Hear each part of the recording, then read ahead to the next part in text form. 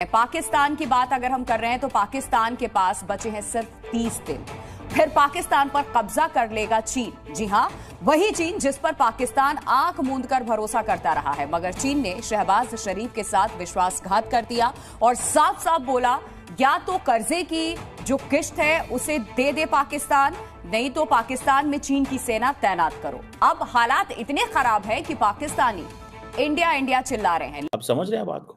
So China और India के ताल्लुकात बहुत अच्छे हो रहे हैं और हमारे चाइना से ताल्लुकात बहुत खराब हो रहे हैं। को लेकर आए थे, जिन्होंने ये बिल्डिंग खड़ी की थी, वही इसके जिम्मेदार हैं।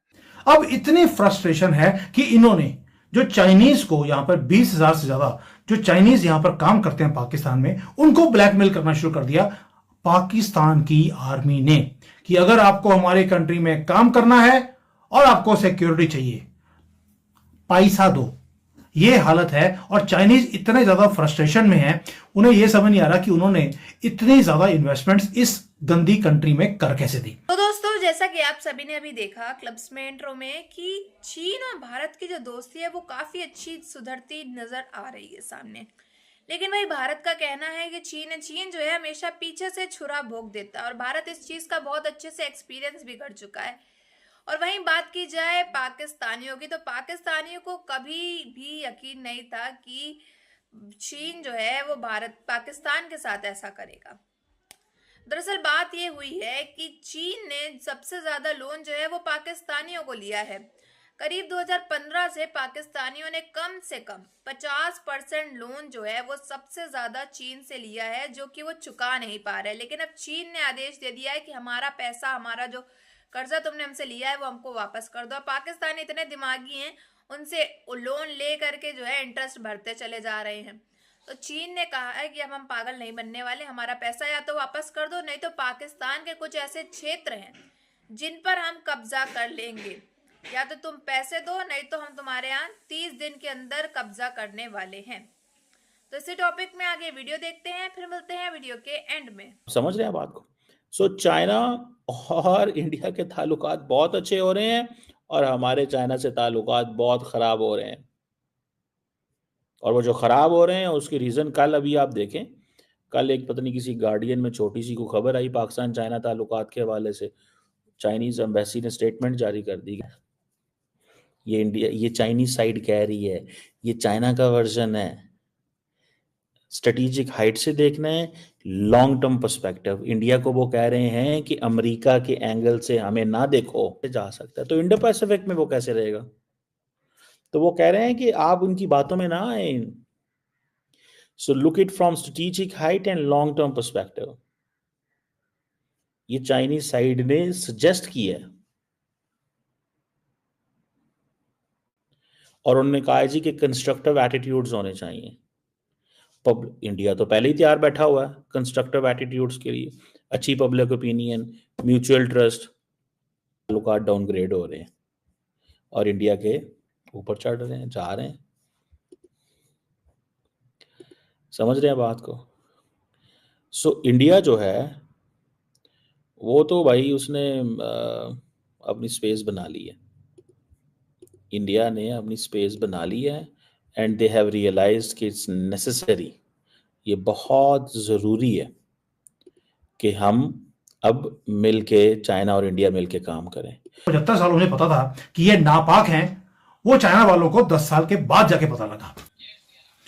सर, ये न्यूज छोटी न्यूज नहीं है कि चाइनीज को हैरेसमेंट हो रही है पाकिस्तान के अंदर, वही पाकिस्तान के अंदर जहां पर इतने अरबों रुपए चाइना ने खर्च दिए, और वो इतने फ्रस्ट्रेटेड है पाकिस्तान से। मुझे लगता कहीं पाकिस्तान के ऊपर भारत या अफगानिस्तान या ईरान की बजाय कहीं चाइना युद्ध ना कर दे।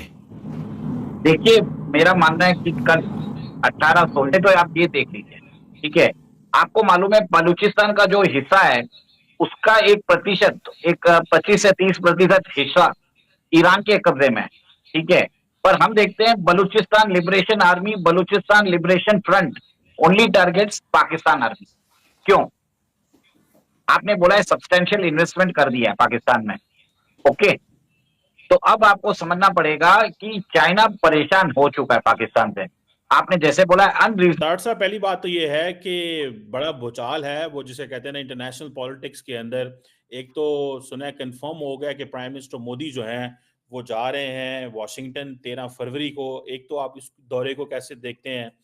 दूसरा ताड़ साहब ये भी बताइएगा कि ये जो ट्रम्प है क्या रिट्रीट कर रहे हैं, क्योंकि सुना है कि 30 डेज के लिए उन्होंने हॉल्ट कर दी है सारी की सारी जो सैंक्शंस थी, उसको देखिएगा। और तीसरा, इंटरनल अमेरिका से क्या रिएक्शन आ रहा है ताड़ साहब?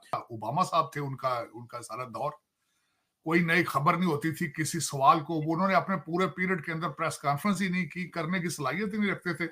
वर्सेस यहाँ पे लोग अभी एक शाक एंड ऑ से गुजर रहे होते हैं, साथ ही दूसरी चीज आ जाती है जिसमें मैंने आपको पहले भी शायद एक दफा अर्ज किया था चीमा साहब, दर हकीकत डोनाल्ड ट्रंप साहब इज इन पैनिक मोड। 12 साल के गंद की सफाई 24 महीने में करनी हो तो फिर इसी तरह होता है जिस तरह लोग हैं वहां पे आपके कंट्री के अंदर। यू टर्न जो है एक खासकर एक मजहबी लीडर के साथ अटैच है वर्ल्ड, उसके साथ हर चीज को कंपेयर करते हैं कि, लेकिन वो it's not a comparison. Donald Trump is working dealing with the leaders on his own terms. वो इस तरीके से कि पनामा पहला मार्को रूबियो साहब का दौरा जो था वो पनामा का था, बल्कि उन्होंने जाके वहां से पहली प्रेस कॉन्फ्रेंस एम्बेसी के अंदर से एक उन्होंने स्पीच दी संडे वाले दिन, और वो उसमें खासकर जो था उसको खत्म कर दिया है। उन्होंने कहा कि वो विल टर्मिनेट। हांगकांग की कंपनी थी जो पनामा कनाल को मैनेज कर रही थी, तो वो उससे बाहर निकल आए। तो ultimately objective has been achieved. यही ऑब्जेक्टिव, दो ऑब्जेक्टिव थे।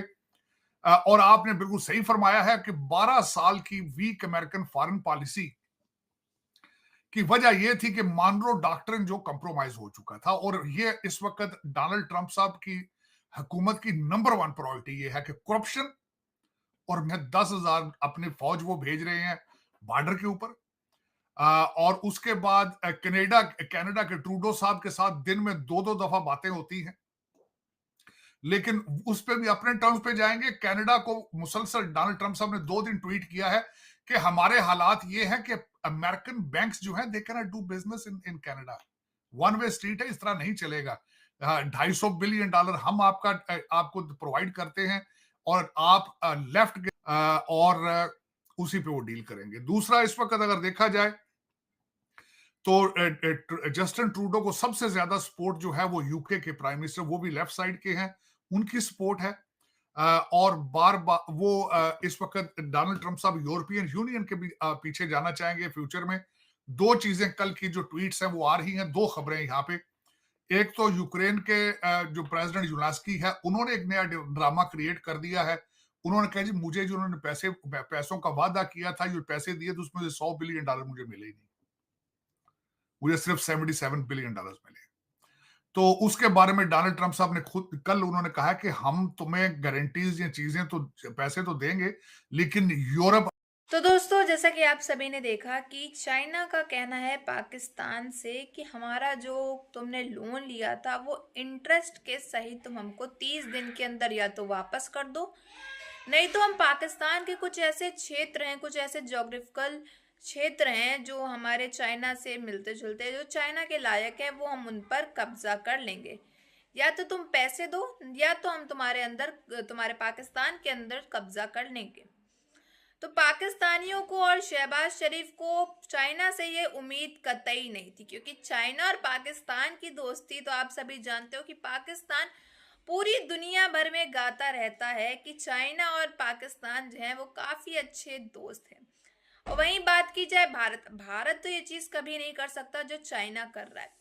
भारत की यही सबसे बड़ी कमज़ोरी है कि भारत की, या फिर कहें ये बहुत अच्छी अच्छाई भी है, भारत दुनिया भर के दुनिया भर के पड़ोसियों को पैसे देता है, मदद करता है, लेकिन कभी कब्जे की बात नहीं किया करता। यही एक हमारे भारत की एक अच्छी अच्छाई है।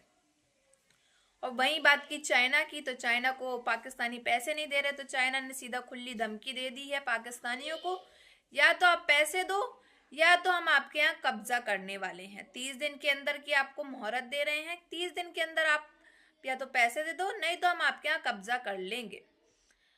तो पाकिस्तानियों को इस चीज़ से कोई उम्मीद नहीं थी कि चाइना जो है वो पाकिस्तान के साथ ही ऐसा करेगा। तो वही बात है ना कि आप लोग जानते हो कि चाइना हमेशा अपना जो है प्रॉफिट देखता है, अपनी सेल्फनेस उसकी एक है जो हमेशा से चाइना देखता है। चाइना हमेशा पीछे से छुरा भोंक ही देता है।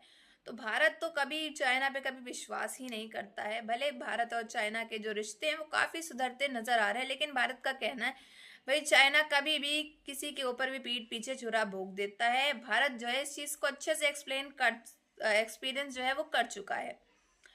तो दोस्तों, इसमें आपकी क्या राय है ये जरूर बताइएगा। अगर आपको हमारी वीडियो अच्छी लगी हो तो like, share and comment and subscribe please.